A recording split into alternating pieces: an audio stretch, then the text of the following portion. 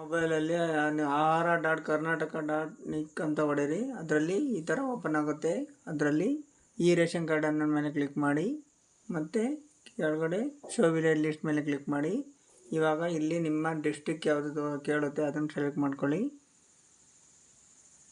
ಮತ್ತು ನಿಮ್ಮ ತಾಲೂಕು ಯಾವುದು ಅಂತ ಕೇಳುತ್ತೆ ಅದನ್ನು ಸೆಲೆಕ್ಟ್ ಮಾಡ್ಕೊಳ್ಳಿ. ಮತ್ತು ನಿಮ್ಮ ಗ್ರಾಮ ಪಂಚಾಯತಿ ಯಾವುದು ಸೆಲೆಕ್ಟ್ ಮಾಡ್ಕೊಳ್ಳಿ. ಮತ್ತು ನಿಮ್ಮ ಊರು ಯಾವುದು ಆಯ್ಕೆ ಮಾಡ್ಕೊಳ್ಳಿ. ಮತ್ತು ಅಲ್ಲಿರುವಂಥ ಕ್ಯಾಪ್ಚಾ ನಂಬರನ್ನು ಅಲ್ಲಿ ಎಂಟ್ರಿ ಮಾಡಿ. ಕೆಳಗಡೆ ಗೋ ಅಂತ ಇದೆ, ಅಲ್ಲಿ ಕ್ಲಿಕ್ ಮಾಡಿ. ಇವಾಗ ಒಂದು ಊರಿನಲ್ಲಿರುವಂಥ ಎಲ್ಲ ಜನರ ಪಡಿತರ ಚೀಟಿಯನ್ನು ತೋರಿಸುತ್ತೆ. ಹೀಗೆ ಮಾಡೋದರ ಮೂಲಕ ನೀವು ಚೆಕ್ ಮಾಡಿಕೊಳ್ಬೋದು. Thank you for